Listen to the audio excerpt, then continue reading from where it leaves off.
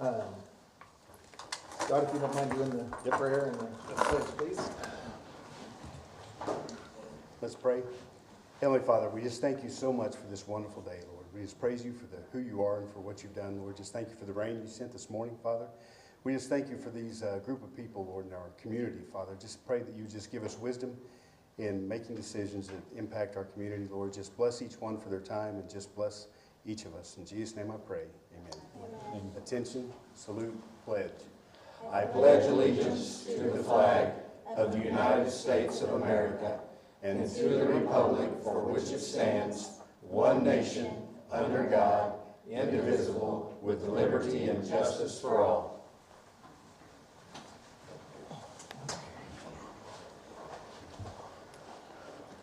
So Jay, do we have any petitions from the audience? Next item is approval of the minutes from the July 8th, 2024 meeting. Those are in your packet. I'll make a motion to approve the minutes. I would second that motion. Okay, there's a motion and a second. Jay, if you do the roll, please. Berger? Yes. Sorry. Sorry. Williams? Yes. Moore? Miller? Yes. Anderson? Yes. Sordahl? Yes. Dirk? Yes. Okay, next item is report from Mr. Britton from the Pryor Chamber of Commerce. Good morning or good afternoon, trustees. Hope you guys are doing fine. And ladies. Thank you. All right, a lot of things going on in the world of Pryor, Oklahoma.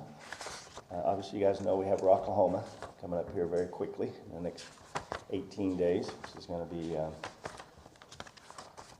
kind of new. I mean, everything will be the same as in terms of Pryor, but they do have new owners of the festivals, but they're working hand in hand with the former owners that still actually own the venue. So they still own the venue, but the festivals were bought by DWP. So we have Rocklahoma expecting the sales are higher than they were last year, so we expect more people in town. So get to Walmart in advance before they start coming in.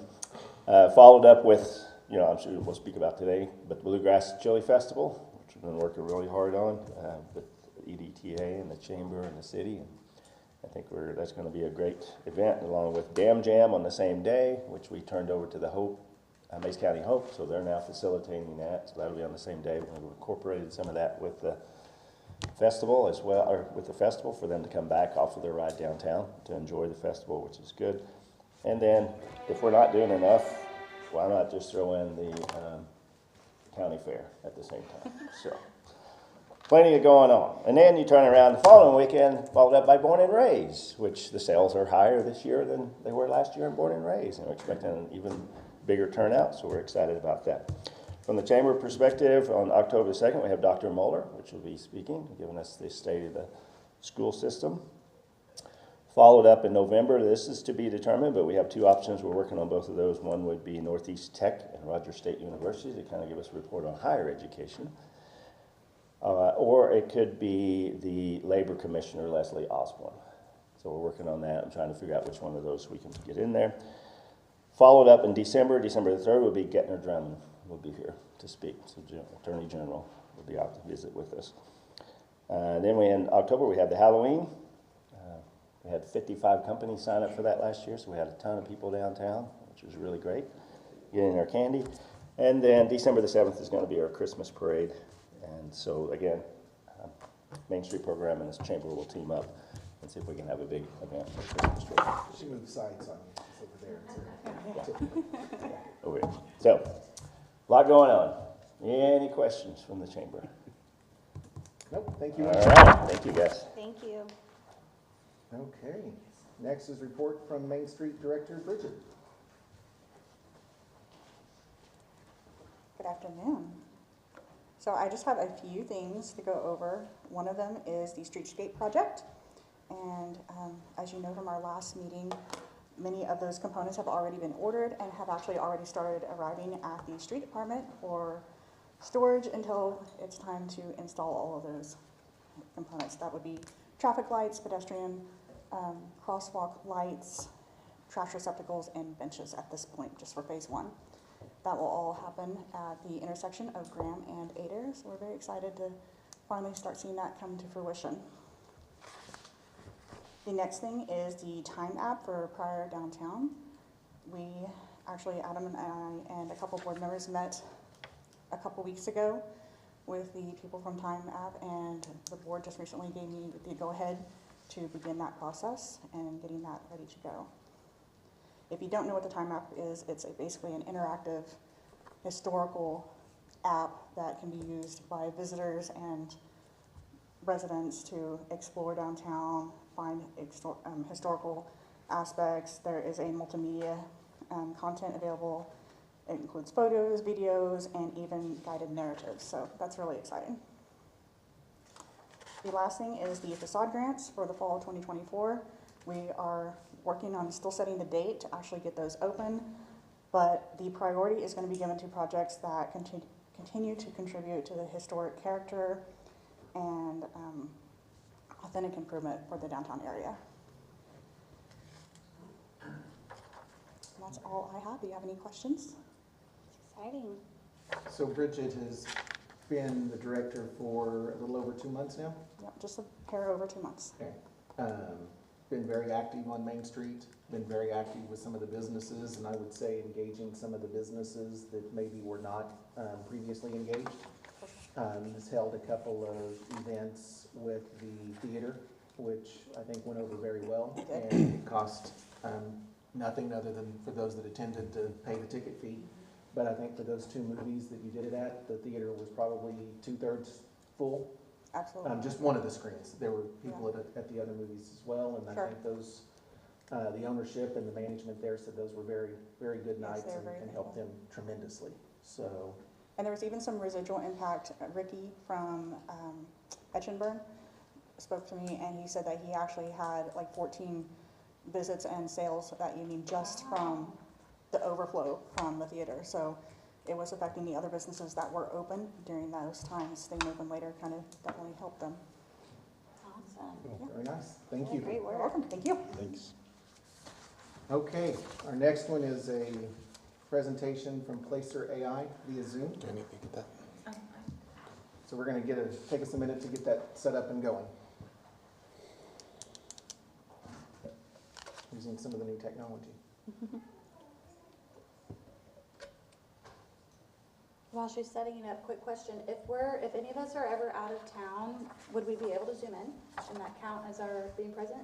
So we asked about that on another situation, and that was no. That was an exception for COVID era. Okay, And gotcha. and if you did it, the agenda would have to specifically apply for that. you know. Okay, I see. Thank you. Yeah, so here's the link. If you want to try it again. Meeting ID. Yep, yeah.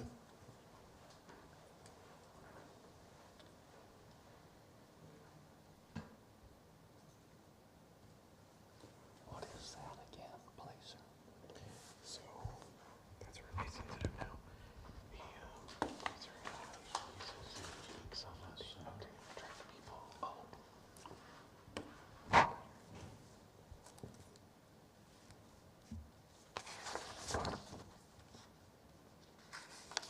I think you might just have to hit launch meeting again, maybe.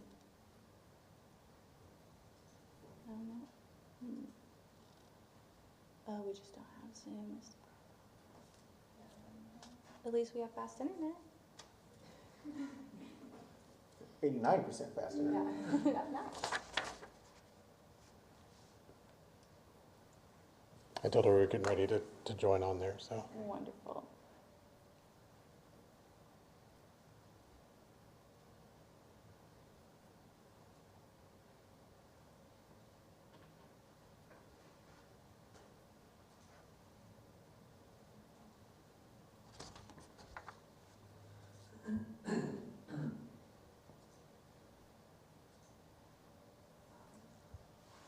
You'll have to unmute it, Jay.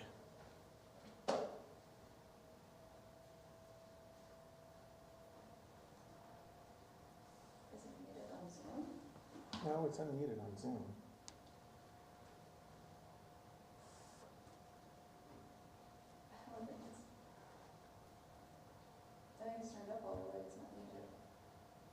Haley, can you hear us? But we can't hear.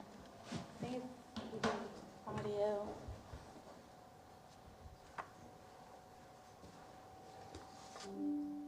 Here. Yeah, I think it's probably where our speaker tree goes. So the microphone, she can hear us, but we can't hear her, so we change it. Can you talk to us real quick, see if that works? Yeah, hi, can you hear me now? Testing. Yes. Thank you. How are you folks doing? Good, how are you? Excellent, thanks for taking some time. I don't know if anybody wanted to kind of ask me what you wanted to see Is that today, or if you camera had up there? specific questions. Otherwise, I can Does it just give show you an video? overview on what I've spoken with the mayor Can you and click? Mike in Can you Recreation. see us? So I think we need you to give us just kind of the overview of Placer AI and show us what it She can can be see. used for, please. The camera's on. And some of the specifics See where it says about sharp? Pryor. Sorry, specifics about what was that? About Pryor. Right, okay, perfect. I'm sharing a screen that's purple, do you see it? Yes. Alrighty, so just to give you an overview, Placer AI and what has been evaluated so far, we're providing mobile location data, which is just a way of saying using cell phone apps to tell the city how many people have visited, and then of these people, are they residents, employees, or tourists? And we know this through the use of patterns that cell phones make when they move throughout your city. So in the past 6 years, we've now onboarded over 1,400 cities. I mentioned Tulsa, City of Grove, a handful of customers nearby you that are already using this technology to help them better understand their region. And so when we've looked at some reports today, we'll show you exactly how cities are using this, but I just want to be clear on how it's collected. So this data is not coming from cell phone carriers like EDTA or Verizon. This is data that is coming from cell phone apps that a user would choose to download on their iPhone or their Android. And the minute they put it on their phone, it asks them to share mobile location data with market research providers. And all of our users are consenting to share this app data. And then what we do is we, right now, are accounting for about 8% based off of dozens of apps. And then using that information to tell you, okay, this is how much retail leakage is coming out from your resident base, meaning this many residents are leaving your city boundary to go shop somewhere else. Or if we think about tourism, how many people that don't typically live in Pryor Creek are staying overnight? Answering questions about how many people have come into your rec center. So these are the major key areas we've been focusing on, and thinking about city sales tax revenue and making sure that we're getting an accurate representation of who's coming into the city, so that when you think about like the water park project or city beautification, you can really be data driven when it comes to making informed decisions. So I'll show you some samples of some of the things we've talked about. This is a first example on retail leakage. So this collects dining, home improvement, shopping center, you name it, kind of visitation to any store that's outside of the city boundary and is visited by your resident base. So these would be cell phones that typically spend the night within your city boundary, that left your city boundary, went shop somewhere else, and then went and slept back in Pryor Creek. So that's what we're calling a visitor of these stores. And you can see we categorize the type of retail by category, so you can see apparel, beauty, government. These would be the number of residents that visited one of these venues that are outside the city, and then the number of times that they left to go to one of these venues. And you can see, without a doubt, dining is the largest leakage category of your resident base. And then if we look at the specific places they're going, the Woodland Hills Mall is where most of your resident base is leaving to in Tulsa. You can see the Nemar Center, Walmart, Lowe's, also Market. So it's a combination of centers and then also individual businesses. And then we've got some other data here, like spend data. So the fact that we know $35 is what your average resident spends at Denny's is based on their sales transaction data, which we collect from a third party. So you can estimate kind of sales tax leakage out of your city and know how much is being spent elsewhere. And then we can also tell you, the average person's willing to travel 5 miles versus they're right now traveling 17 miles to get to a Lowe's. And we can also tell you how far they're traveling from work. So maybe it just makes more sense for their work commute to stop at one of these venues versus something that's closer. And interrupt me with questions, otherwise I'm going to now look at the rec center example. So we can look high level at what usage is happening, and then you can also look at specific locations. So as a Placer customer, we'll create your rec center, any local business you'd like, and be able to tell you this is how many people have visited in the time frame, this is where else they go, this is what their demographic profile looks like. So in the last 6 months at your rec center, we observed 12,500 unique people that have gone to the rec center 104,000 times. Overall, visitation has been up about 5%, and that means the average person of the 12,000 people has gone 8 or 9 times in the last 6 months. And then we'll look at the daily visits. So some of your busier days would have been like this past June 7th. The data is as recent as the last 4 days, so you could come in here on Wednesday this week and be able to see visitations for this past weekend at the rec center. And then it dates back to 2017. So think about wanting to observe rec visitation or just overall leakage, you'd be able to analyze it for the last 6 years. We're also going to show you downticks. So Sunday, March 31st, I believe, was something that had happened in the city, and it made sense why there was low visitation for that specific day. We use different heat maps for analyzing, okay, this is where your visitors are coming from. We can also look at these visitors relative to their home zip code. So it's interesting for us to see that only 64% of who's going to the rec center is actually a resident. You have a ton of people coming in from outside city limits to use your rec center.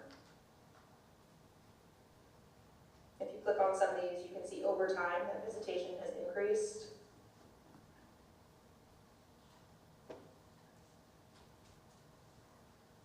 And then we can also tell you where else people are going. So before they come into the rec center, they've come from work, the Tiger Plaza, they're leaving, they're going to the Walmart. So being able to analyze these locations, there's a couple duplicates because we created them in our last demo to compare the rec center just building and then the rec center with the parking lot. So that's the difference you're seeing there. But you can also categorize it. So if you're interested to know of the people that don't live in Pryor Creek that are going to your rec center, where they tend to stay. Looks like they're going to the Holiday Inn, and then you can see they're going to the Creek Nation Casino. This is the hotels they've stayed at before or after having gone to the casino, or to the rec center. Is there any questions that I can answer so far? Major points we want to bring up? No, I don't think so yet. Okay, excellent. Well, I can hop off. I don't want to take up too much of your time.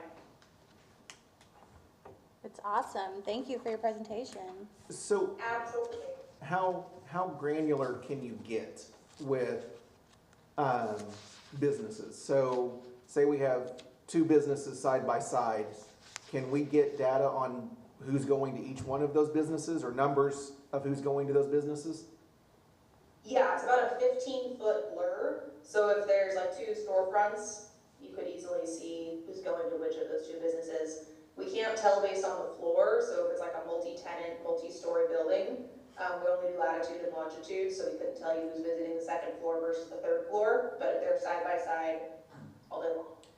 And then say we have an event that we want a specific fence drawn around. Is that something that's easy enough for us to do or a user to do to draw that fence and then get that data and compare it back to a previous time period? Yes, very easy. So, like, let's say you wanted to include this baseball diamond, which this is not your city, this is somewhere else, but if you wanted to include this baseball diamond where the event was held, and maybe it was in the parking lot and partially in this building, you can simply draw a quick polygon, name it event, and then the address, category, and then you're able to see within 10 seconds all of the data. Okay, and then we could go back and say we want that same data from 6 months ago. Yes, event analysis for certain. You could look at a single day event. so long as we had 50 cell phones present at the event. Okay. And then how, so my understanding is if the EDTA or city entity, purchases the license, and we have a business that asks for some data, because they're considering coming here, or they're an existing business that says, hey, I've remodeled and I want to know, what impact that remodel had. Are we able to provide them with that data, or is it protected, or how freely can we be with that data? How free can we be with that data? You can be about as free as you want. So anything that I've shown you, you can hit print or customize and create your own PDFs. And we'll use the city's branding color scheme. So rather than just being Placer purple, we'll use your color scheme, your logo on there. And the minute you take out our data from the platform, it's no longer Placer data, it becomes your research data. We do request that you cite our data if you put it on our website, because people will ask you if it's not sourced. But otherwise, you're welcome to share it with businesses, event sponsors. I'm sure there's lots of different ways that you'll be like our other customers that want to share this data. Okay. And my last question, what other municipalities or entities in Oklahoma do you have using this right now? Yes. So we have over 40 customers in Oklahoma that we consider cities, municipalities. City of Grove would be close by. Grand River Dam Authority, Visit Bartlesville, Owasso Chamber of Commerce, Downtown Tulsa, City of Sapulpa, City of Broken Arrow, Ponca City, Blackwell EDA, Main Street of Perry, Downtown Oklahoma City, and 60 more, but I can send you a full list if you'd like, if that would be helpful. Yes, please do. So would there just be one user login that we would share amongst ourselves, or could we get multiple? How does that work? It would be anyone with a City of Pryor Creek email domain. So the @pryorcreek.org, anyone with that email address would be able to log in and get trained on how to use the technology. You mentioned training. What kind of program do you have for that? Yeah, so it looks like a Zoom training. So the same way I'm sharing my screen with you, we would set your team up. It would be kind of like setting up an email account. You'd get an assigned email and password. You'd log into the platform.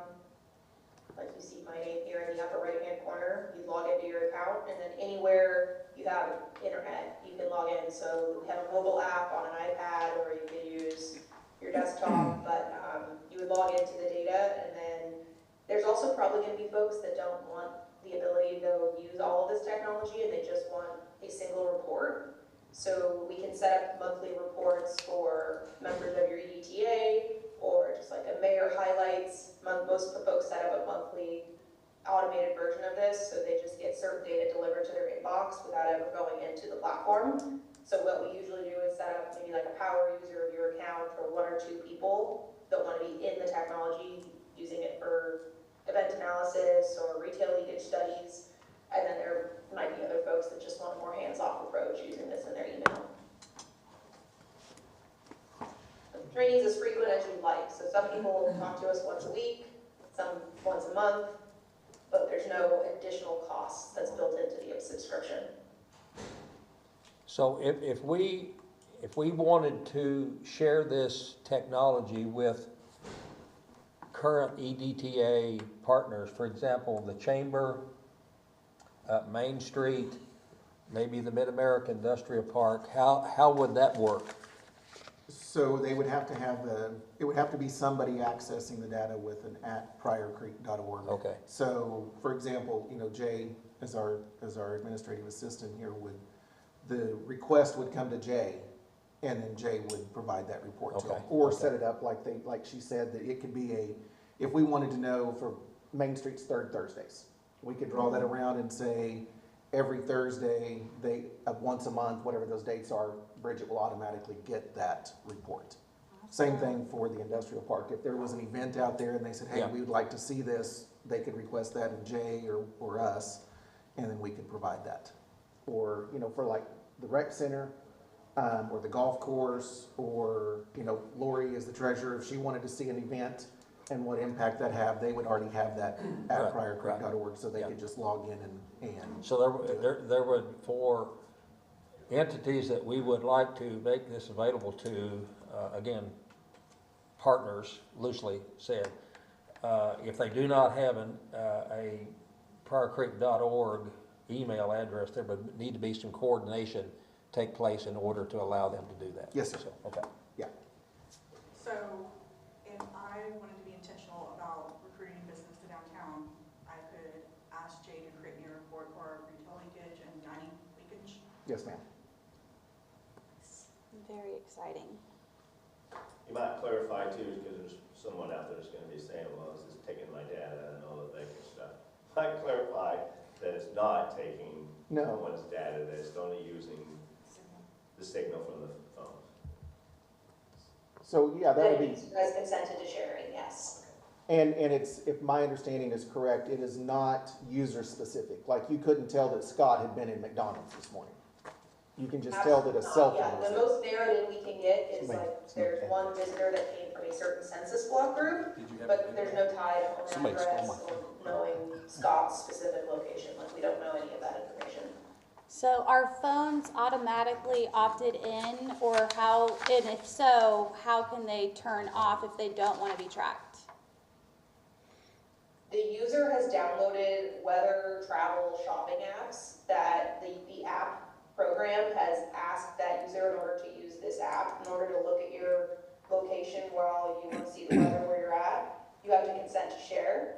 So if the user says no, and we don't have any other apps on their phone that are using this technology, then that user would not be part of our panel. But we don't provide instructions on how to give users the out, because this is not our data, it's from the apps themselves. I see, thank you. So you do not have to have a specific app downloaded for you to get this information though, right? I mean, are you There's picking? dozens of apps that do this. It's not a Placer app.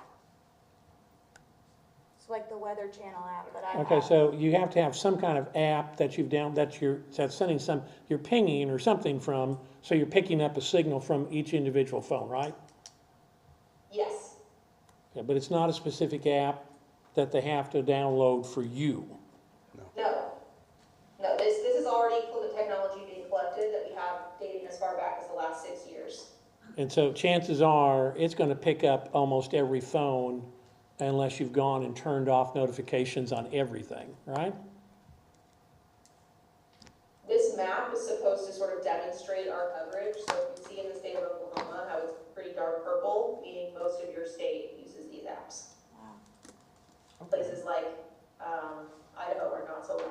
Probably mostly weather apps. Yeah.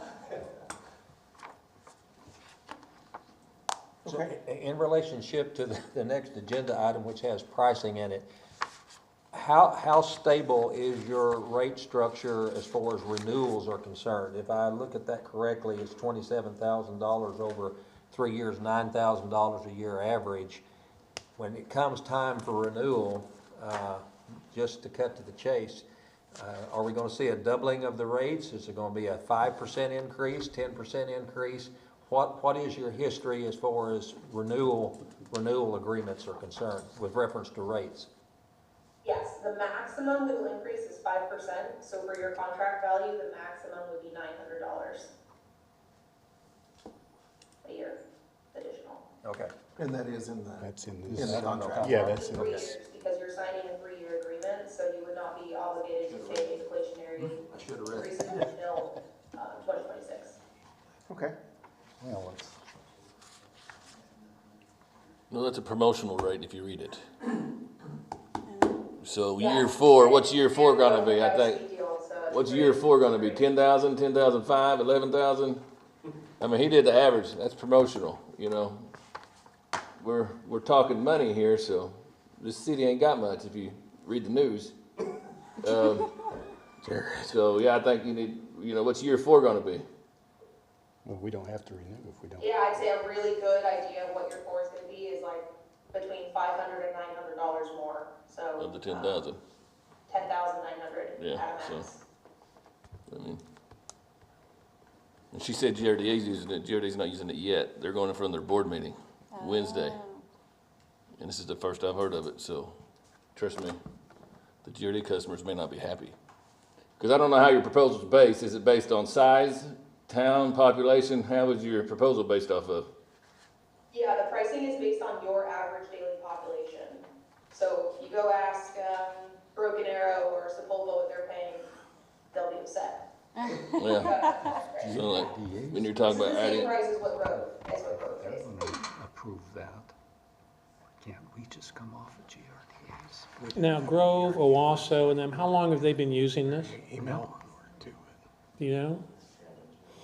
I can go look specifically. I can definitely write that up in an email for you. And you're welcome to call any of these cities and ask what kind of success they've seen.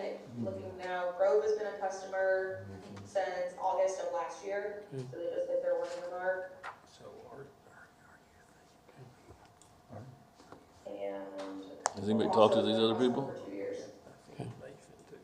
Has anybody talked to these other people? Mike, have you talked to any of these other, Mayor? Okay, well, I think that comes up on the A next. whole lot of data, but somebody's got to use the data. You have Miami? You have Miami, Oklahoma? You don't have Sorry, Miami? can you spell it for me? M-I-A-M-I? It's Miami sounded with the A. Miami, but it's Miami. Miami, Oklahoma. Because they just got it. Oh, they did? Yes, they are a customer. They signed in November of last year. So I've heard nothing but good things. I'll talk to Tyler tomorrow because I got meetings with him for the next 3 days. So Les Parker, the mayor, is like, swears by it. That's great feedback. Yeah, their director of IT, Bob Placer, Keith Osborne. So, from my understanding, there's 6 years of data behind, because I'm just thinking timing. We have a festival coming up in September, but if we table it, because we want to do some more research and not vote till next month on it, if we come into a contract with you next month, we still would be able to track the data from the festivals that are going to be coming up? Yes, we'll own historical data going back to 2017. Okay, and we would still have the possibility to draw like the shape around this specific area even for historical stuff? Yes, Okay. yes.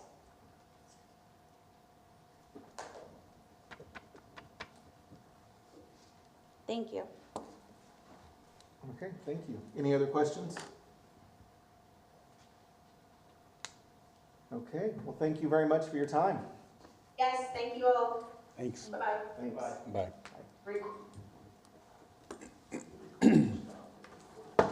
Okay.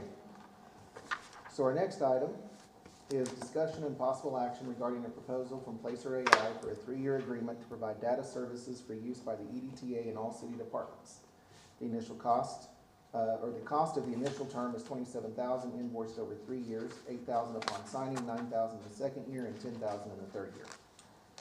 So, Mike with the rec center has talked with them a couple of times. Mike, I don't know if you have anything you want to add to what she just said. Well, she flashed a screen there that I hadn't seen yet about our membership, where it's all located, saying 64% was in town, and knowing that the balance is around us. And I think that, we're doing a marketing push, I'll call it, to raise our membership, and so knowing that, instead of doing more in town, maybe, reach out, so just that little bit of information right there is beneficial, no doubt, so. And I didn't realize there was as much traffic as there are, or as there has been, over the course of a year, 230,000, that was, it's only 6 months, but I have a year's worth, it was 230,000 visits. Wow. I take it that if we do this, there is a contract or a written agreement that goes with it? Yes, yeah, it's in the packet. Yeah.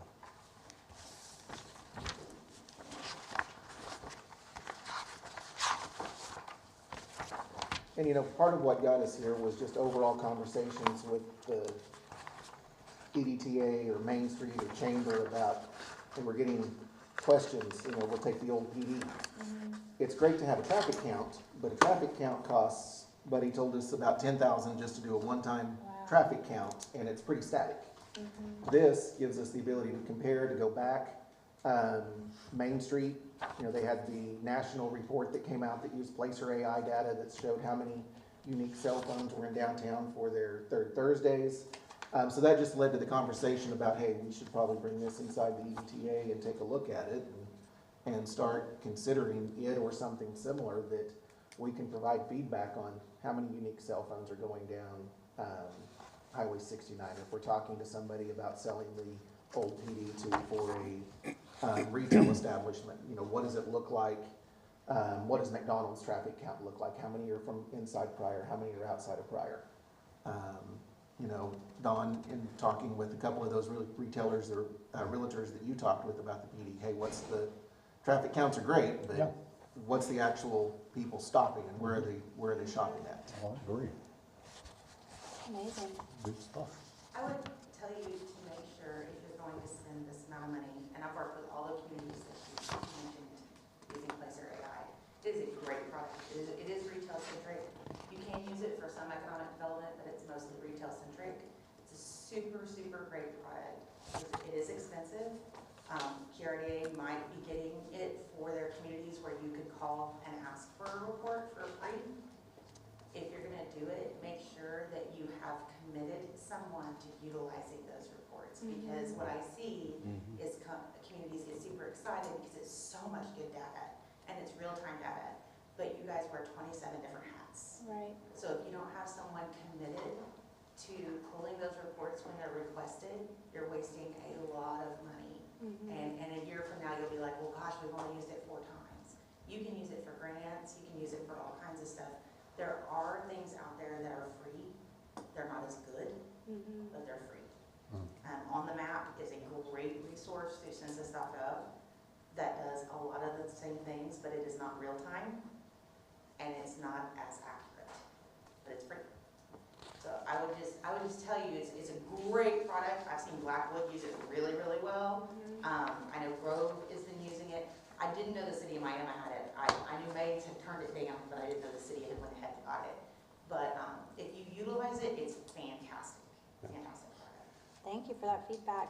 What, are we allowed to talk about if GRDA could go halvesies with us? Yeah, you ain't going in. You don't want that animal. They got It's municipalities, gonna they be got much more expensive than 17 other communities. Yeah, that's What I would true. recommend is have a board retreat with the director of, GRDA director, board director. I've had with Miami, Tyler. I mean, we've got our own little MISO board retreat we're doing this week. And and GRDA, like I said, has it on their GRDA board meeting Wednesday. So I can get with their director and see, okay, what's going on? Because last thing you want to do is jump in $27,000 worth, and then GRDA says, "Oh yeah, we got it for the customer." Yeah. And now guess what? You're locked in for $27,000 over 3 years, and then it's going to, oh my God, it's Ricky Hayes all over again, $48,000 a year. I mean, let's just be honest. I thought this is what Ricky was supposed to do. Yeah, that's such a So you great think the point. possibility GRDA I may mean, be I don't know. providing this to customers? Maybe? I seen it on the agenda. I haven't heard because I haven't got to sit down with anybody. But GRDA likes to try to shove stuff down our throat without us knowing until the end. Yeah. This is kind of this. I mean, that's part of the reason to ask who their customers are, to get that feedback. Yes. And that was, I think that was new for everybody, that GRDA was on there. So I think we would be remiss if we didn't say, let's hold this. Right. We've Because if got the GRDA is going to do it and they're going to share it with the customers, then guess who gets to eat that? Yeah, exactly. We do, because we're the long-term contract. We got the 35-year long-term agreement with them. So there's not that much of a risk of just holding off. Yeah. Right. And then, you know, if we have an event, surely GRDA will have some sort of structure for how to request those. Right. Does this say it's good for how many days? It did not. If you have an event and you don't have something like this in place, you can always call the Department of Commerce, and we do it for like $700. Oh, wow. And I wonder if we could convince GRDA, because it sounds like we would just need a GRDA email, if they would give the EDTA one, EDTA GRDA email, then we'd have full access instead of having to request. Could be possible. I think the best way to handle GRDA right now is let Jared Y'all go can to the do meetings. but and- I mean, I will tell you the convenience of having those reports at your fingertips and not having to go to a less user-friendly site or without having to call the Department of Commerce, having someone else run it for you can be very, very instrumental when you're working on like a large RFP or maybe trying to sway a certain retailer. So having those reports at your fingertips, there is a monetary value to that. I'm definitely not saying don't get Placer AI. It is a great program. I'm just saying, like, there might be some ways to. It would seem to me it would be prudent just to take no action on this at point in time. If you also table it to a date specific, you're kind of pushing yourself. I Right. mean, you can take no action, and once we get further information, or you get further information, you can place it back on an agenda Sure. at that time. My suggestion would be, we appreciate the information, but I would suggest no action be taken on this item at this time. Well, again. Let me do some research. Yeah, GRDA doing this could be Could do. big. Could Could be. save us 27,000. Could. Yeah. Yeah. Awesome. Okay, so we'll take no action and we'll move on to the next one. Presentation from Charlotte with the Northeast Regional Development Specialist with Oklahoma Department of Commerce. And Dawn has invited her to come speak with us. You want me to come up? Yes, you have to come up. Well, let me say Sorry. one thing. Yeah. Yes. Since Doug Moore left, he was the city planner. He was working with ODOC all the time, and then he's gone. I haven't seen ODOC around here, so to speak. So I contacted her, and there's some portals that we need to discuss, and event dollars, $10,000 per event. I don't know if we go after those, but they're out there. So I asked her to give us a little presentation of what they're doing nowadays. Right. So Pryor's always been a little tricky because Mid-America is right outside your city limits. I've worked with Barbara a lot in the past and with the park. But I'm going to tell you a little bit about what Department of Commerce does and then maybe some ways that we can help. The Department of Commerce is the agency for the state of Oklahoma for economic development. And so our job is to help recruit primary jobs to the state of Oklahoma. Primary jobs are jobs that pay a livable wage. So we don't usually do a whole lot in retail, we don't do a whole lot in commercial, we don't do a whole lot in tourism. Those are supporters of economic development, but they're not what true economic development is about. And in Northeast Oklahoma, it's generally manufacturing, not always, but generally it's manufacturing that pays a livable wage for people. So in the state of Oklahoma, the way it works is we have the business development team and then we have the community development team. So we have a group of recruiters that work on attracting businesses from all over the world. They answer requests for proposals. They send out requests for proposals for us to gather from communities to present to companies. The example would be when Tesla was looking at Oklahoma. They sent that out to the communities that were eligible. Those communities put together a presentation. We put it in a nice package with a bow on it, and we send it to Tesla. Tulsa also does that, and Oklahoma City does it individually. So we have that side. The other side is community development. So community development is the rural development specialist. So we are a team of 5. We cover the state. I have 17 counties. I live in Jay.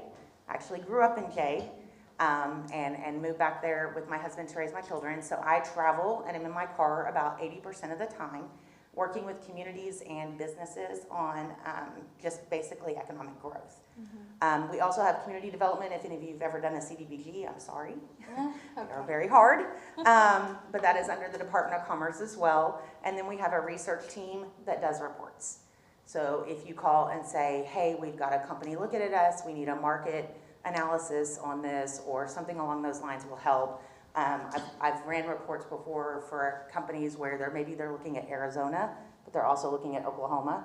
So we'll run reports to show them how much better it is to do business here than maybe in Arizona most of the time. So that's a little bit about what we do. In the Department of Commerce, one of the main parts of my job is incentives. The state does offer incentives for companies that are growing or looking to come to Oklahoma. Those incentives are based on a North American Industry Standards Code, your NEX code. They are generally manufacturing, some wholesaling, back office, like financial support, some things like that. Call centers were taken out, and I think they were put back in. There are not any NEX code eligibilities for retail or commercial services. A company calls or a community calls and you say, hey, we've got a manufacturer, they're adding. I always tell my communities and my businesses, if you're adding more than 15 jobs or spending more than $250,000, stop and call me first. Let us run an incentive analysis. We'll find out what their average wage is. We find out how many jobs they're going to be adding in the next 5 years. We find out their capital investment and what they're spending it on. And then I can run an incentive analysis and say, hey, because you are growing and because of the wages that you're putting together, we do have an incentive available for you. So we have the Business Expansion and Improvement Program. I'm going to give you the 50,000 level view. If you ask me questions, I'm out. It's a little more complicated than what I'm going to say, but basically what it does is it takes your baseline of employees. It's only for existing Oklahoma companies. And it takes your baseline of employees and your projected growth over a 3 to 5 year period. The state then loans you up front within a 3-year period that capital investment based on your future payroll withholding tax. And then as you pay your payroll withholding tax in, it pays the state back. That is a relatively new program. It's only been around about 3 or 4 years. Our most popular program is Quality Jobs. If you are adding a certain number of jobs with a certain wage in a certain period of time, that's why the incentive analysis is important. There's a formula to it. The state will reimburse you up to 5% per new employee for 10 years. And that's our most popular program. So you guys know it's not confidential. Ray Corp is expanding. They're doubling their jobs. So obviously Quality Jobs is going to be a great program for them.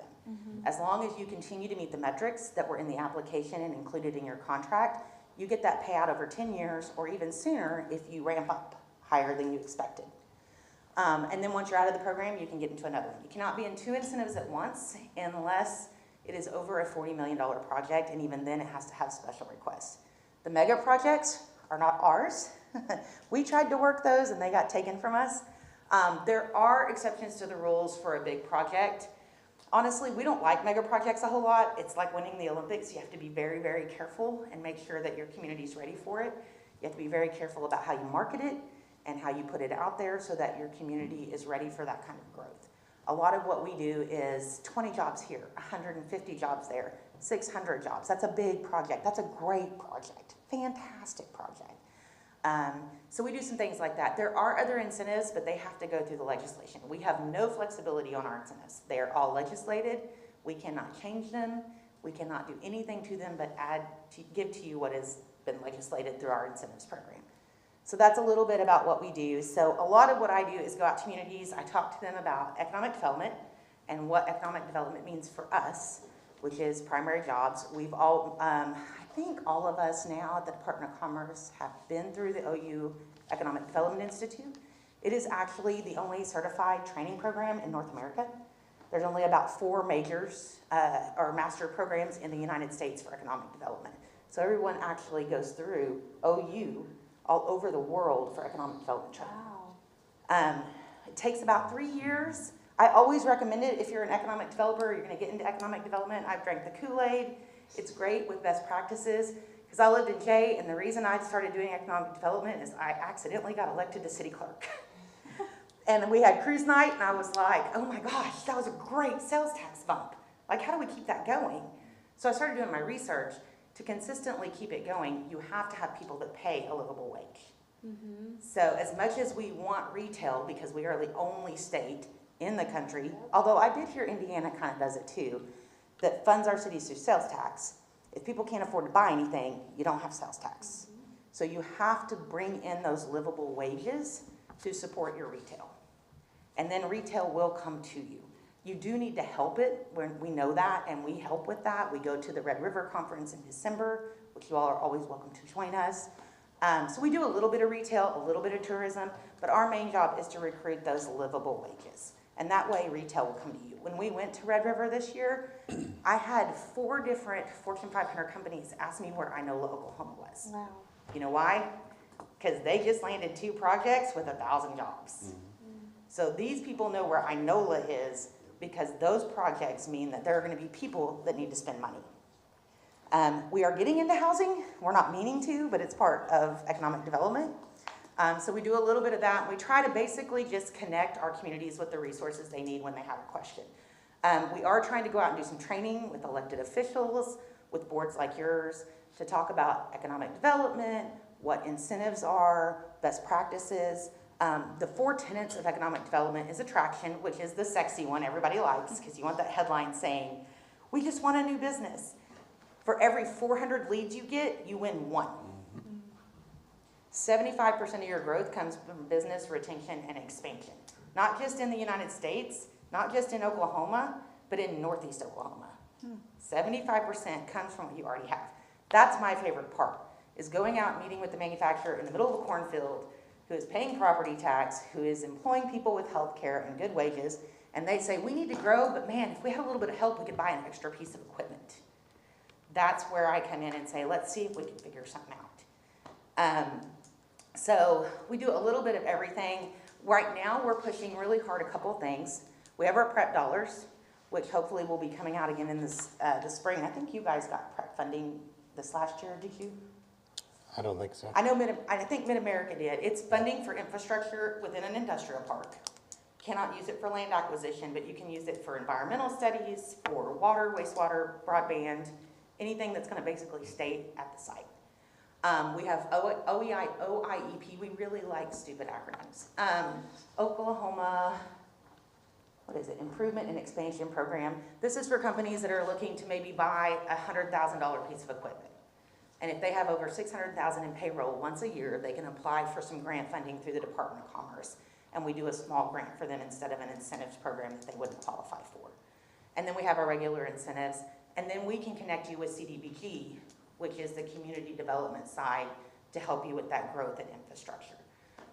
We do business retention and expansion training, which is where we come in and we work with communities to set up a committee of very carefully chosen people to go out and systematically talk to your companies. And in small towns, I always suggest don't just do manufacturing, do maybe your top 50 employers. And once a year, you're gonna go out and ask them all the same questions. Who's your biggest supplier? Who's your biggest vendor? What keeps you up at night? Why aren't you growing? What would help you grow? You know, what is your biggest complaint? What's your problem with workforce? Because we all know that's a problem. And then you take that information and it gives you real-time data, just like kind of like a small place for AI to say, you know what? We heard from 4 different people that water pressure in the afternoon is a problem. Can we fix this? And you start addressing those red flags. And you also start talking to your legislators to say, we're hearing the same thing over and over. They're not growing because they don't have daycare, or they're not growing because they don't have transportation. And we are trying to gather that information in a way that we can start providing a united front to help our communities address these needs. So business retention and expansion. We do a little bit of entrepreneurship, but a lot of that is me connecting them with better resources than I am, like SBDC, Veterans Affairs, and things of that nature. And then the last one is workforce. You guys are one of my examples that I use all the time.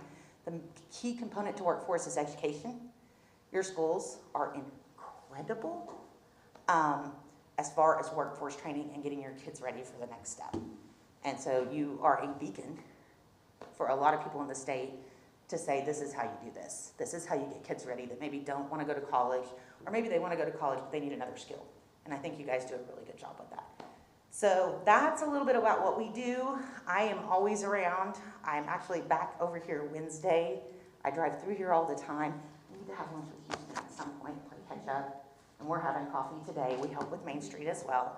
But if y'all ever need me, I'm here as a resource for you. And if you have any questions, I'd be happy to answer them. Okay. The portal that's set up now Yes. is entirely different than Yes. when I was involved, Larry involved. Explain that. So a lot of times, especially with your bigger companies and your attraction projects where it's a new company to the state of Oklahoma, they will send a request for proposal to the state. The state then used to take that, and our recruiters that live in Oklahoma City would arbitrarily pick who was going to answer that request for proposal. Now, they usually did it based on knowing what their industrial park was or things of that nature. During COVID, we realized we really need a portal to kind of even the playing field. So we do have a portal now where each city or entity can have one representative that can log into that portal and see RFPs.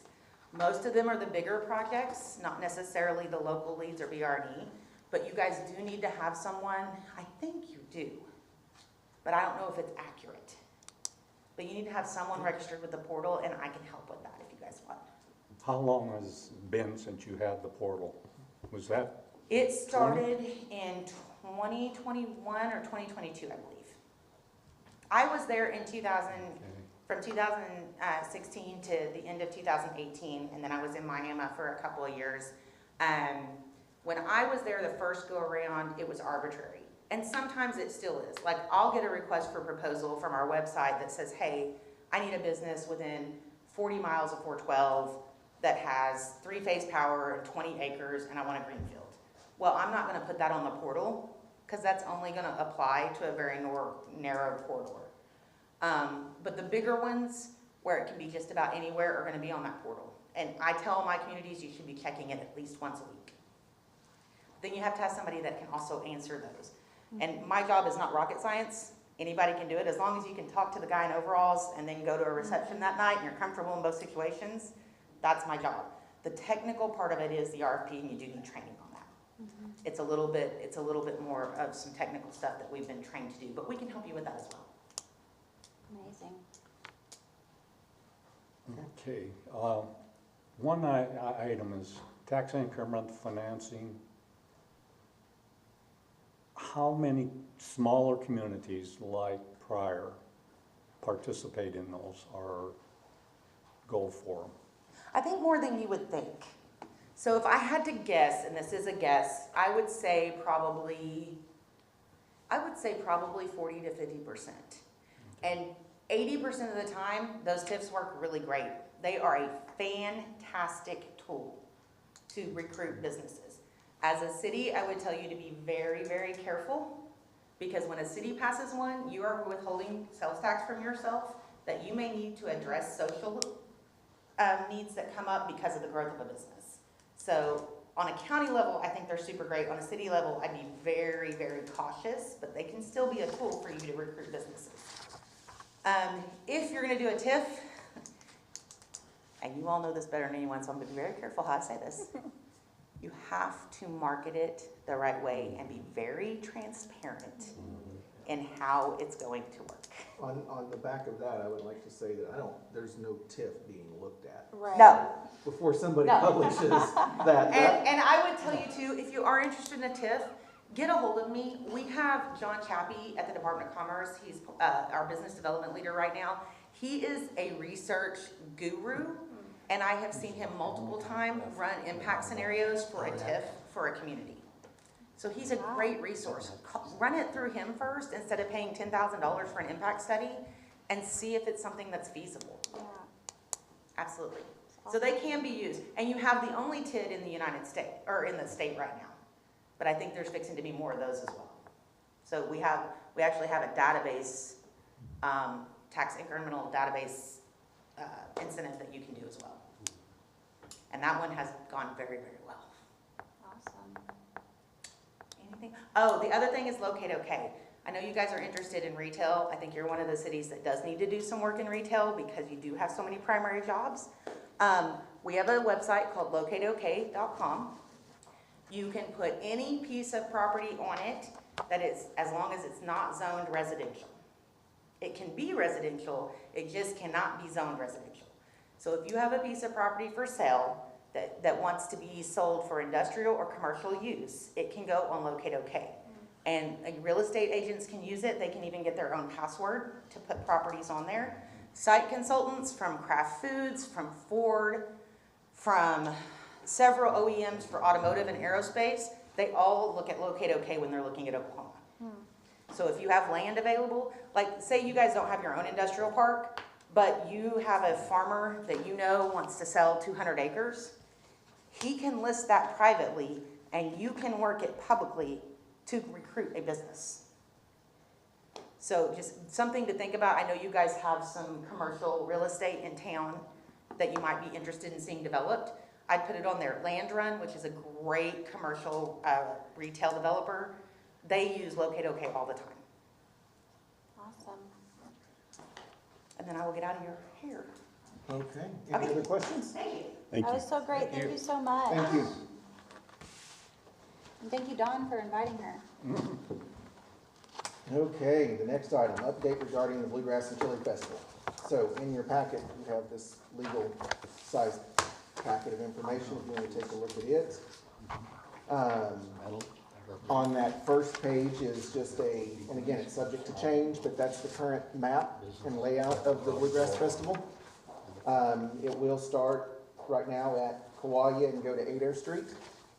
Kauai will have the car show, is the way it looks right now, up and down Kauai, and then primarily on Graham, moving west. The Kitty Corral and inflatables on west. There will be a stage around the DaVita dialysis area. Food trucks and marketplace vendors scattered in there. And then the next large item is the tractor show. At last count, I believe there were 30 tractors that were going to be there. And then the next thing is a stage that will set on Graham Avenue facing east, just on the east side of Adair Street. So as it stands today, Graham will be open to Adair, and then Adair will be open as well.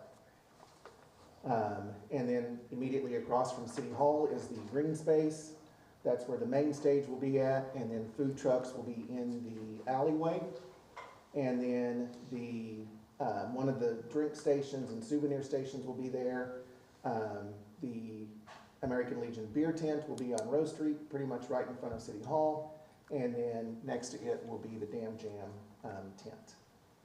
So that's kind of just an overview of where the layout is. The next page is the summary of the budget. So we allocated $75,000 using the downtown tax for this. All but $68 of that is currently allocated. Pretty tight budget. And then as you move right across the page, there's a breakdown of the performance fees, the breakdown of the sound stage and lighting. It's not a breakdown, it's all in one quote. And then the breakdown with the porta potties and the tent rentals. And then on the far right is the breakdown of the income. Right now we're at $41,650 in sponsorships. Wow. Vendor marketplace fees, $10,900. Now, admittedly, all of those have not been paid. They've been calling City Hall, the ones that are going to pay by credit card, and paying that. And then a lot of them, though, will pay the day of the event. Mayor and I have met with them and talked and made sure they understand they'll be paying those as they get there. And they have the information to contact Courtney or the city clerks and pay any of the permitting fees that are needed for the city permits. Food truck fees, which are different than the marketplace fees, $6,120. The hot seat passes were just a little over $1,500. And then chili cook-off, $70. Those are still signing up. So that gives us total known revenue at this point of $60,306.67, which leaves us short currently of about $14,693.33 to completely cover that $75,000. So part of later on in the agenda, we'll talk about these, but the shirt sales, the net of that will come to the EDTA. The beer sales, we have an agreement with the Legion. They have the beer tent. And then after after $4,000, then we'll split any of the proceeds that come in from the beer. But the Legion has to take on, they have the cost of insurance for that, the cost of the licenses, the cost of workers and bartenders.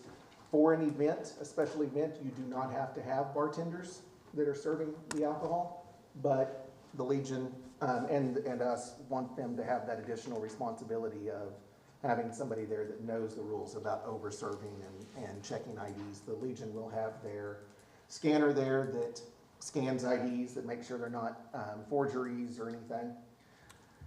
So you take that, and then you take the pop and water sales. That should narrow that $14,693, and that doesn't take into account any of the additional sales tax that should be collected over that time as businesses, sell items. Also, the marketplace vendors and the food truck vendors all sign a statement or make a statement that says they will collect and remit sales tax. So we'll get that bump as well.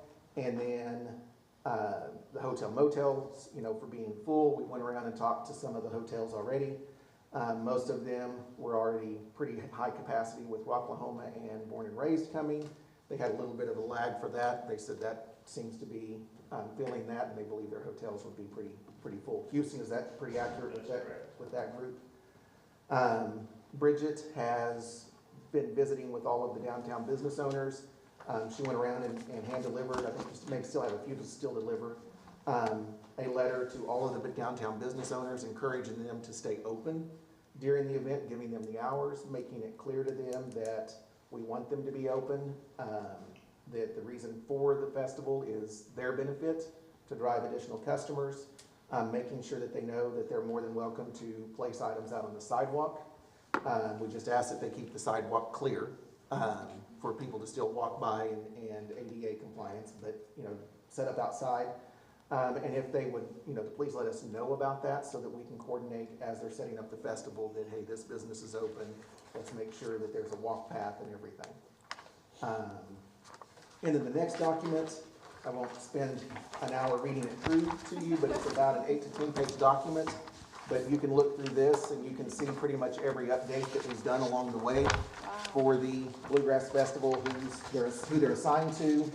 The first couple of pages are critical items that need to be completed as soon as possible. And then a couple pages back, it starts items that have been partially completed, but more needs to be done. And then towards the back, you can see the completed ones. It's kind of we're making sure it's a build as you go. As things come up, we add to it, we take it off the list. We've got Mayor and Jared, we've got probably 20 people in the room with each one of these meetings, just making sure that nothing gets left behind. Bridget and Houston are there. So that's my update on the Bluegrass and Chili before we move on to the other things. Anybody have any questions or things we should go over? Were you the one that created all this, Adam? Or did someone else create it? Because big kudos to whoever did. This is incredible. I like spreadsheets. Yeah, I love it. We like them too. You know, just so you guys know, kind of what we discovered is a lot of this was in Dell and her group's head. So there's been a lot of meetings about, okay, tell us about this part. Let's get that written down. And our goal is next year, we were already in a time crunch on this one.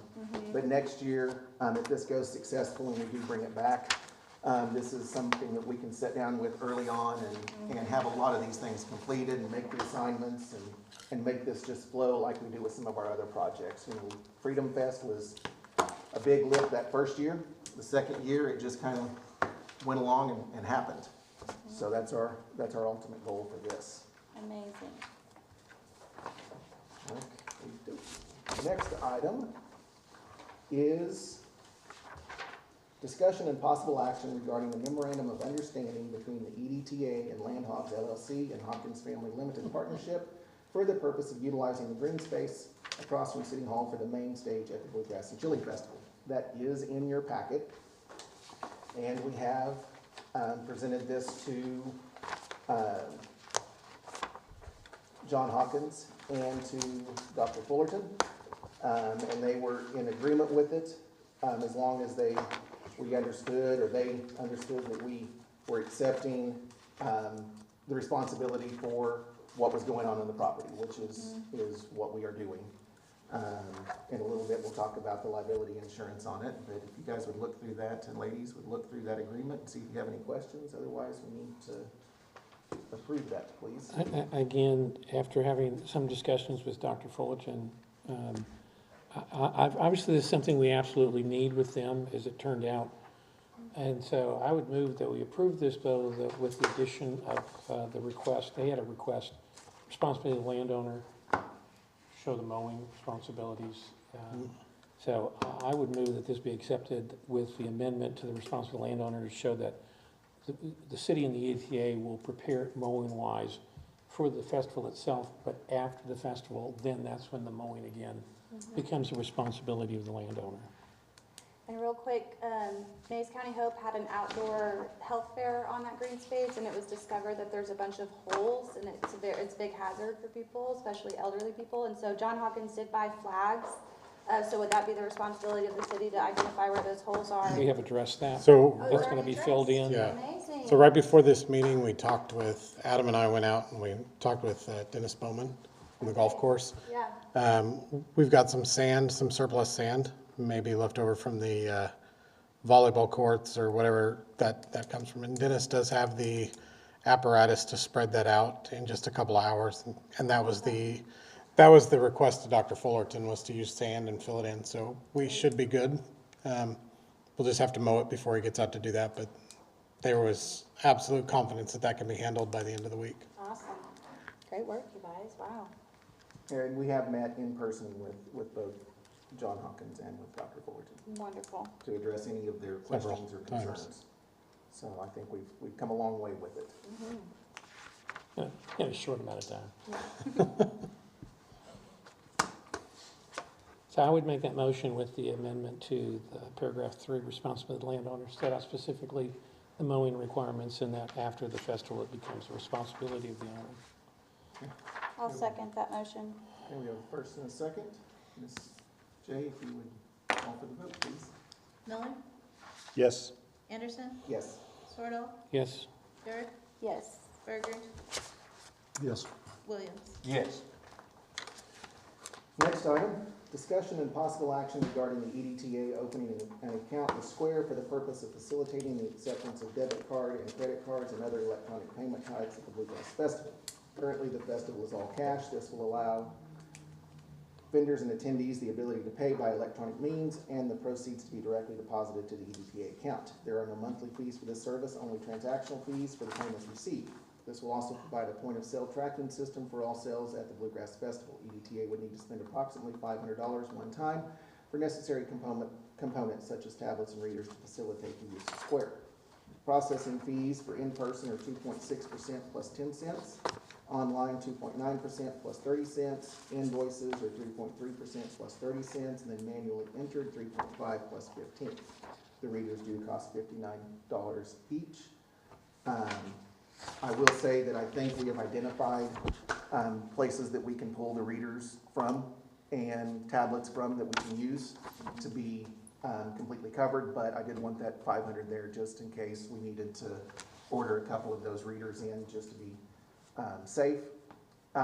It was, in one of the discussions from that spreadsheet, was that it was a completely cash-only event, and you know, the festivals I've been to, the festivals that everybody's been to, even their own committee groups were like, yeah, it's a credit card and debit card world. Yes, it is a small fee, but if you look at some national trends and national averages, 3% roughly is a low cost to drive up sales by 30% plus. And I think all of our organizations that we volunteer at are using some sort of Square system. We could have went with First Data or some sort of credit card processor like that, but it's more cumbersome, it's more complex, and we need something that is a point of sale that's ready to go, and we can just roll it out and then be done with it once it's over. Will we also accept cash though? Absolutely. Are we both? Okay, awesome. Again, I think it's an absolute necessity, and I would so move. I'll second. Okay, we have a first and a second. If you'll take the vote, please. Anderson, Yes. Sorrell, Yes. Dirk, Yes. Berger, Yes. Williams, Yes. Miller. Yes. Okay, discussion and possible action regarding the purchase of an ASP/AC license for the Bluegrass and Chili Festival. Estimated cost for the festival license is $1,029 per the 2024 rate schedule. Should attendance and final report be in excess of 19,999 in attendance, the fee would increase to $1,836. So again, one of the discussions items in the events were, does the city have a festival license? Which the city does not have a festival license, so this will cover us in the event that ASCAP or anybody else contacts us and says, hey, where's your licensing? Those licensing fees can be quite high, or fines can be quite high. So we've researched it, and this is what we've come back as the best bet is to purchase this one-time license.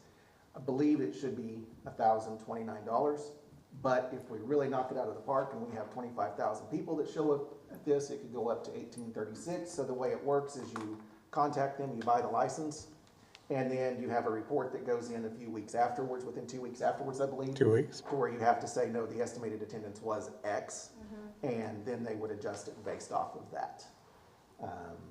You know, there were some other licenses that we could buy, but they get pretty expensive, and I think we need to see how the festival goes the first time before we buy some of those longer term ones. And just to reiterate what Fred said, that we have to have this. Right. Well, thanks for doing all the research. Again, absolute necessity. We don't want to sit around and see if they come and fine us. We don't want that. Right. So again, I would so move. I'll second. Okay, we have a first and a second. Scott, do the second. Jay, if you would do the vote, please. Sorrell, Yes. Dirk, Yes. Berger, Yes. Williams, Yes. Miller, Yes. and Anderson. Yes. Okay, the next item, discussion and possible action regarding the purchase of beverage products through Love Bottling for the Bluegrass and Chili Festival for water and pop. The cost per case for water is $4.56 per case of 24, and pop is $18 per case of 24. All proceeds from the sales will go to the EDTA. Sales tax will be generated from these sales and will be remitted to the tax commission. So this is one of the items that we had excluded from the budget. It's based off of total sales. Love Bottling will bring a trailer out that's full of pop and water, and it will be inventoried beforehand, and then we will pay the invoice at the end, but that's what the cost per case is. You know, I've talked to Houston. That's similar to how they do it out at Rocklahoma and Born and Raised. It's similar to how I've done it with the school concessions and with Band Day in the past, so I just need to Pay for what you use. Mhm. Nice. And What it's you gonna paid sell water after. for? They're gonna sell water for $2 and pop for $3. Wow. Beer is $8. Love it. How about beer was 10? It went down to $8. Okay, fair enough. Through I like that better than 10. Through the recommendation of LDF, who's providing the beer, which is who provides Coors, if you did $8, you can probably get a $2 tip. If you do $10, you won't get a tip. Right. So we're after that free money too. Awesome. Well, I'll make a motion to purchase, do I need to read all this? I need to know. Okay, yep, I'll make that motion. We have a motion, do we have a second? I'll second. We have a second. Jay, if you do the vote. Okay, that's, Dirk, Yes. Berger, Yes. Williams, Yes. Miller, Yes. Anderson, Yes. Swordall. Yes. I'm gonna start writing shorter agenda items. Yeah. You'll learn. Discussion and possible action regarding the purchase of souvenir products such as sweaters, hoodies, t-shirts, hats, etc. from Tack Designs. Product purchasing will depend upon the sizes and quantities ordered. Standard t-shirt size are approximately $9.50 per shirt, with sizes over extra large costing more. With an estimated $250 to be purchased for resale. Sweaters and hoodies will be sold online only with a built-in profit margin. EDTA will only pay for the products actually sold online, so sales will cover the cost of the online products. The only upfront cost to the EDTA will be the t-shirts for the sale at the souvenir booths, and those shirts do have a sponsor to offset $2,500 of that cost, giving the shirts a very low cost to the EDTA. All sales proceeds will go to the EDTA festival account to offset the cost of the festival. Sales tax will be generated from these sales and will be remitted to the tax commission. So kind of the same deal, just covering the bases. Need a motion and a second. So move. I'll second. And a second. Jay, if you'll do the vote. Berger, Yes. Williams, Yes. Miller, Yes.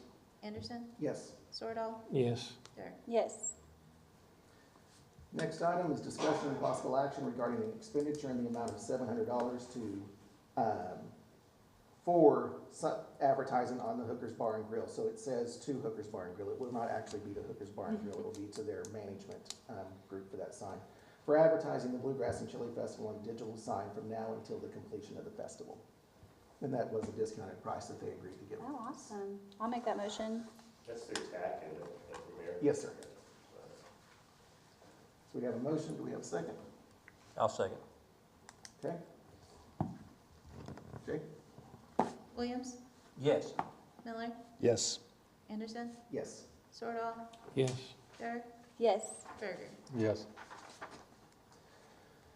Okay, discussion and possible action regarding the disbursement of up to $10,000 from the EDTA funds for the purpose of change for use during the Bluegrass and Chili Festival. This amount will be redeposited upon the completion of the festival. So this will just purely facilitate the exchange of bills. If they're given a $20 bill and it's an $8 beer, they need back Right. $12 or minus the tip. So, Maybe they give the whole thing. Yeah. maybe. Depends on how late at night it is. That's not how we operate. Yeah, that's too generous around here. I'll make that motion. I'll second. Have a motion and a second. Jay? Miller, Yes. Anderson, Yes. Swordall, Yes. Dirk, Yes. Berger, Yes. Williams. Yes. I will add that for the sales tax collection, just so we're all on the same page, an $8 beer will be an $8 beer. It won't be $8 plus the tax, but out of that $8, the tax will be remitted. Just to keep it simple, so there's not change, floating around. Love it.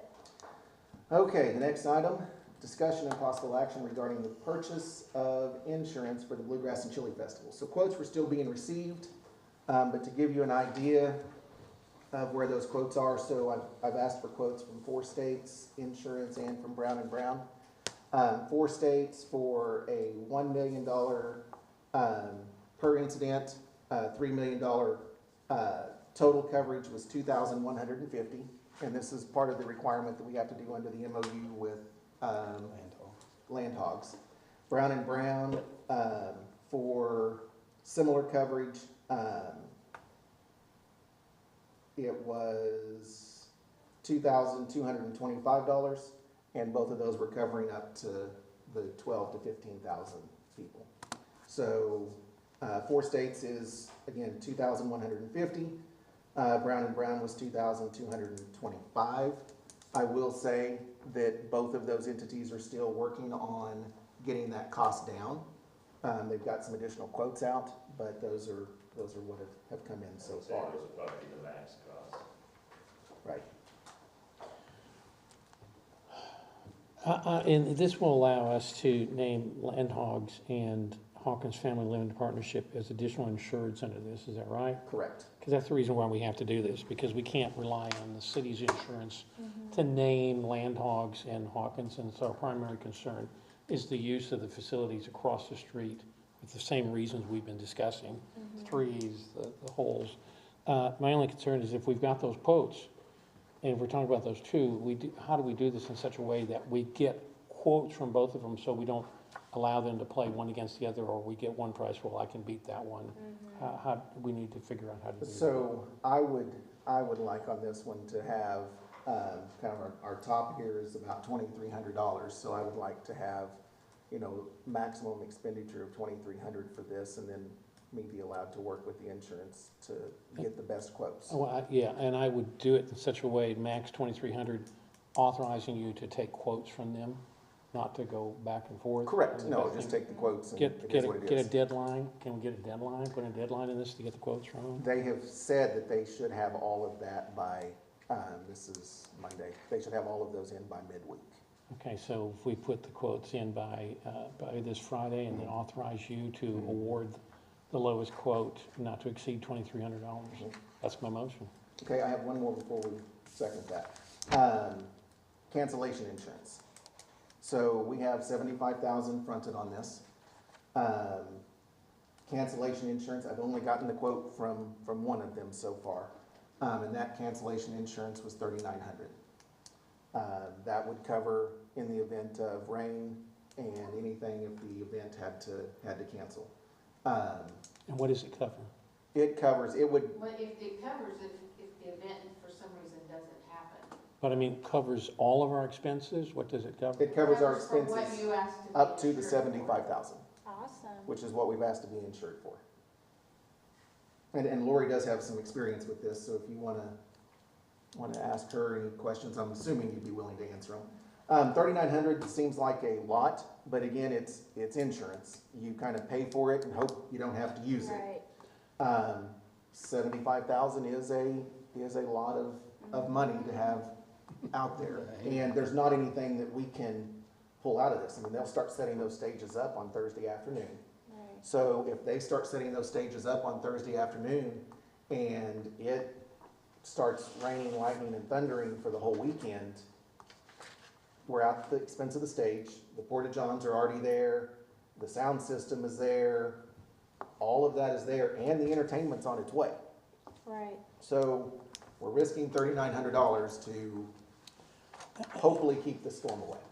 And I would assume the hope is that we don't just recoup back 75,000, suddenly we stop. That we'll recoup above and beyond $75,000 from this. If we have the event, yes. If we have the event, that's what I'm talking Right. about. So that will help cover the cost of the insurance for the use of the land, help cover the cost of this insurance. May end up covering all of it. So was that $3,900 quote, was that from one of the two? Yes, it was. So now we just let the other one know, hey, this is $3,900, what do you, I mean, just. Typically, you're not supposed to do Yeah, you're not. I mean, that's exactly what Fred was talking about before. I mean, you're pitting each other against each other, and that is totally against the law. So you offered, you asked for quotes on this specifically for today. And I agree, we're probably, well, all rights and means should honor that and not say, hey, we got to. You honor whoever did the 3,900 because the other one was not complete. And that was Get everybody off your other. back. Yeah, so, my motion would remain the same on the other, but in addition to the motion to accept this quote for the cancellation insurance. I'll second that. Okay. So Jay, if you would take the vote, please. Anderson? Yes. Sorrell? Yes. Miller? Yes. Berger? Yes. Williams? Yes. Miller? Yes. Thank you. And I did ask them to, just before the meeting, I said, I'm going into the meeting, I need that quote during this Okay. because we're going to talk about it. So the other company knew that we were Right. talking Yeah, about it. I think you we're- kind of tied your hands right there. Yeah. So, I mean, it is what it is. Right. Okay, and then the final item. Discussion and possible action regarding expenditure not to exceed $1,000 for marketing the PYO building for sale to be paid from EDTA funds. This would allow the funds to be used to publish a legal notice and market the PYO building on behalf of the city of Pryor for the sale or lease of the property. Any offers would be subject to city council approval. So in marketing the other properties that the city has, the old PD and the gravel pit, we have been approached by an individual that's interested in buying the PYO. Talked to Chase about it. In order for that to happen, while you don't have to do a notice, we would like, he recommended, and I'd like to do, and I've talked to Zach, Mayor, we'd like to do a legal notice in the paper saying that we're accepting requests for proposals for purchases of the PYO. There would be an emphasis on maintaining that as a historical structure. So that would be the reason for this item is to hopefully facilitate the sale of that property. But we need to get some quotes or some RFPs in beforehand. So move. So I got a question though. Yeah. I hate to be the devil's advocate here. No, That's why we I talk got about it. There is no parking. And I'm pretty sure if I was a school, and I can't speak for Fred, but if I was a school, I'd be saying, yep, you sell that to a private company, you are not using my parking lot anymore. And that's a concern. I mean, because, you know, if they don't have parking, you're basically selling a non-conforming building. Well, when it's sold, I mean, there can be no guarantee. Right, about- I mean- About parking, there just But can't. it's just, Yeah, and my So- other question too is, if we expend the EDTA funds to do this, and we get a buyer, that we recoup that $1,000 back into our funds. Yes. And, because the other thing that is concerning is all offers must be subject to the city council approval.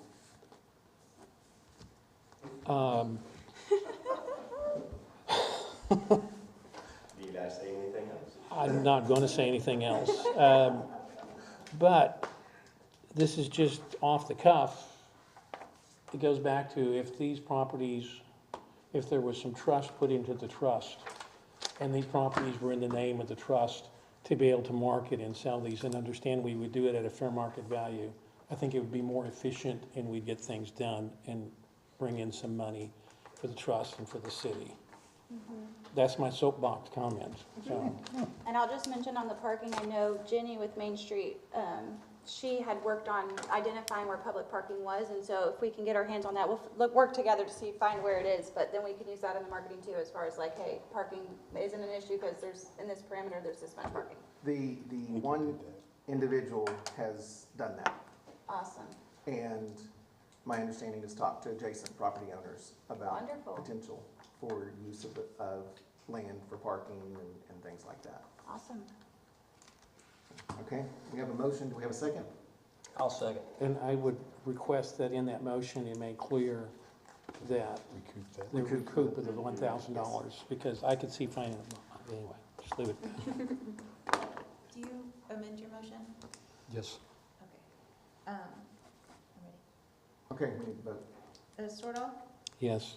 Sir? Yes. Berger? Yes. Williams? Yes. Miller? Yes. Anderson? Yes. Any unforeseen business? I had just one comment. Oh, Well, hang on, Bridget's got something. Sorry, not to delay, but, on the last speak on